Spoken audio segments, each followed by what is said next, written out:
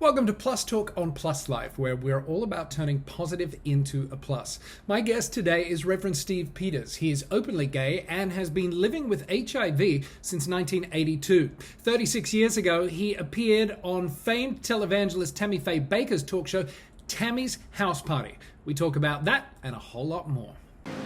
Whatever stereotype you're going to try to put on me isn't going to fit, that's for sure. Because there's no stopping me. Ask your healthcare provider if Biktarvy is right for you, and visit Biktarvy.com to view the important facts, including important warnings. Steve, thank you for joining us. Where are we? What is this place?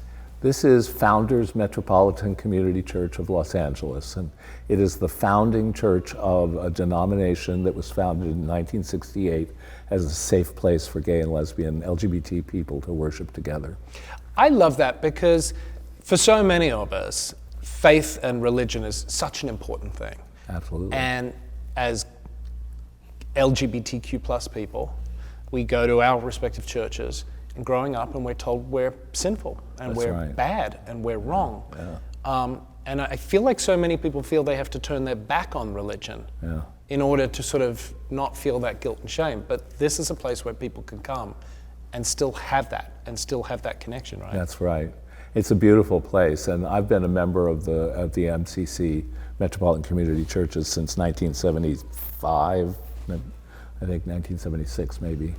It's just it helped me come out in the 70s, and it's been at the forefront of political activism in so many ways, and more than that, it's a home for people, LGBTQ plus people, who can benefit from community here that they don't find elsewhere.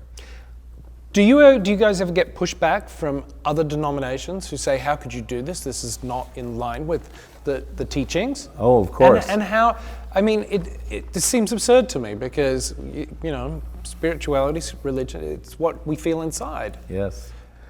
Well, we have a lot of people who, a lot of more conservative churches who are very critical of MCC and feel like we shouldn't exist or that we are an abomination. And there are so many people who buy into that, but there are increasing numbers of denominations and churches that welcome LGBTQ plus people.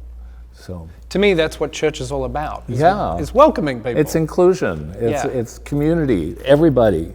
God loves everybody. Tell me about your HIV diagnosis. How old were you? Where were you? What did that moment do for you? Well, HIV hadn't been discovered yet.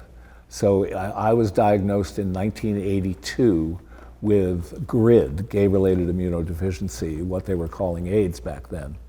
And I was very sick in 82 and 83 and into 84 with hepatitis, CMV, pneumonia, mononucleosis, herpes, shingles, variety of fungal infections, and finally stage 4 lymphoma and Kaposi's sarcoma. And in April of 84, they told me I had 8 months left to live. So, and here we are celebrating your 69th birthday. That's right. I'm delighted to have proved them wrong. I wasn't supposed to see 33, so 69 feels damn good. How much of your faith do you think played a role? Obviously modern medicine and science, amazing. But how much of your faith played a role in this, do you think? I think a great deal. My faith played a great part in my surviving all these years. 2 weeks after I was given my terminal prognosis, my pastor then invited me to preach the Easter sermon. And it was an incredible gift to look at what it meant to believe in the Easter message as a person who was told he was dying from this horribly stigmatized disease. And I discovered that what it meant was they told me the worst thing they could possibly tell me, and I could still laugh. I could still talk, and with my friends, I could still enjoy life. I could still dance. And I did, right across the pulpit, you know. I tap danced, did a little shuffle off to Buffalo. And more importantly, I think that my faith enabled me to do the work of healing. And it helped me to believe in the possibility of healing. I was also very fortunate to have a doctor who told me that not everybody is going to die from AIDS, which is what we thought back in the 80s. But if there's 1 in a million chance that you're going to, if there's 1 in a million chance that you're going to survive, why not believe that you are that 1 in a million and act accordingly? And I feel like that is a message that still resonates for somebody who's diagnosed in this day and age. That's right, that's right. It's still scary as hell to be diagnosed with HIV. And it's important to know that you can live with this disease and live an active, full, joyous life with HIV. How did it come that you appeared on Tammy Faye Bakers' show? How did that all happen? Well, I had been doing a lot of interviews about being a person with AIDS, about being a gay man with AIDS, through AIDS Project Los Angeles and through the Metropolitan Community Churches. And the producer, Tammy Faye, decided, I was told later, that she wanted to be the first televangelist to interview a gay man with AIDS. So they looked all over the East and found nothing. They looked all over the Southeast and found nobody willing to go on the show and talk about it. And they called AIDS Project Atlanta, and there they talked to somebody who was a friend of mine, Ken South, and he referred them to me, and I said, sure, yeah, it'd be a chance to talk to an audience I would never get to reach otherwise. But you were giving sermons at this point. You were in the church. Oh yeah, I was a pastor for Right. 5 or 6 years. Just backtracking a little there before I get to Tammy Faye, I should have said, what prompted you in your position to speak publicly about this at a time, let's be honest, even today it still shocks people. When I spoke my story 3 years ago, my boss at ABC Television said, well, this shouldn't be a news story. And I said, but it is, sadly. Yeah. There was concern. Absolutely. There you are in the height of the AIDS crisis, Yes. standing up, a man of faith, talking about this. Right. What was the impetus to do that? Well, because I felt the stigma so strongly. There was such a stigma about having AIDS. And I knew that stigma was reduced by putting a human face on what was stigmatized. And so right away, I went public about having this disease. I wrote articles for Journey magazine about monthly reports on how I was doing and what I was up to, and I preached and did interviews through AIDS Project Los Angeles and the church, and I just thought it was really important because nobody was talking about what it was like to be a person with AIDS, and I thought it was important that somebody do it. So if not you, then who? Were you scared?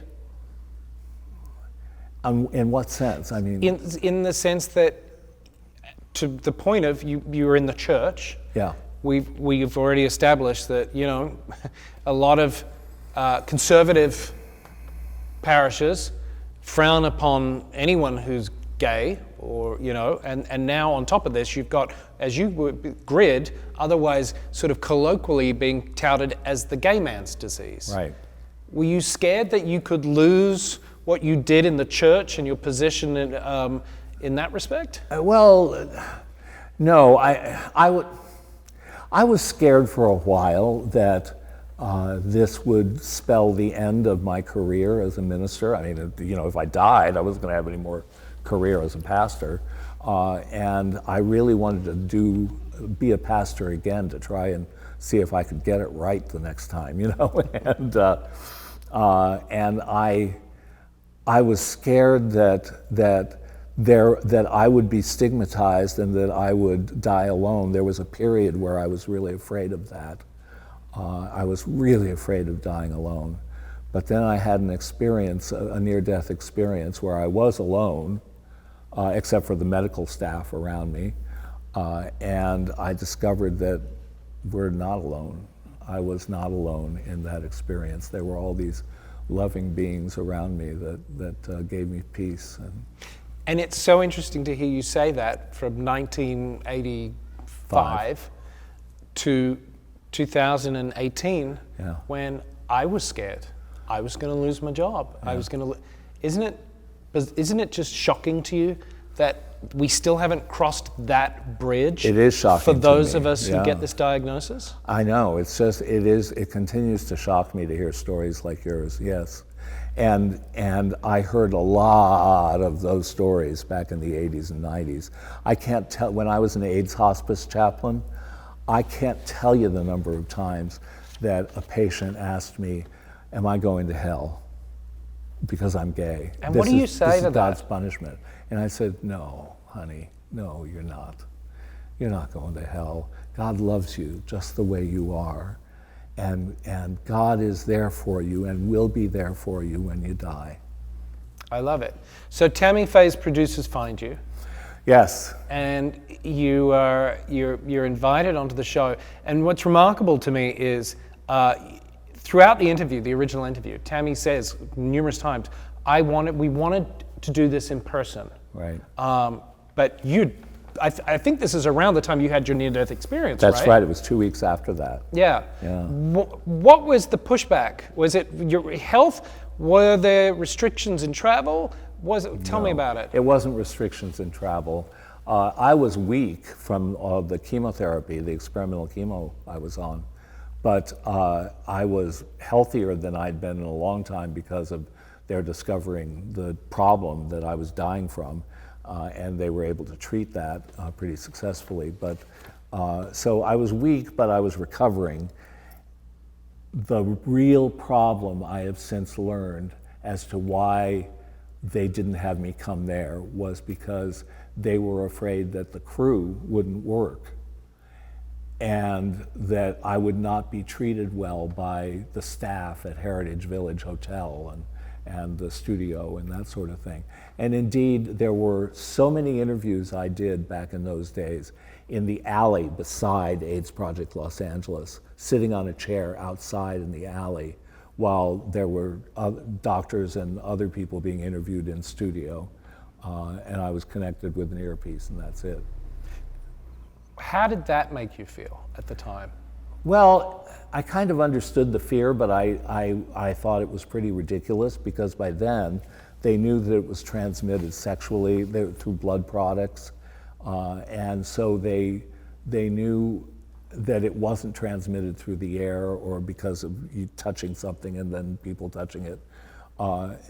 So I was frustrated with the fear that still existed around catching HIV because it was silly.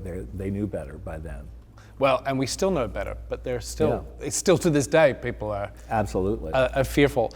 Well, that's all the time we've got for this first part of my sit down with Reverend Steve Pieters. But don't worry, there's more to come next time, so be sure to tune in again. In the meantime, remember you can turn positive into a plus, and be sure to follow Plus Life Media across social media platforms. We are at Plus Life Media, and visit the website pluslifemedia.com. Until next time, for the second part of my interview with Reverend Steve Pieters, see you soon.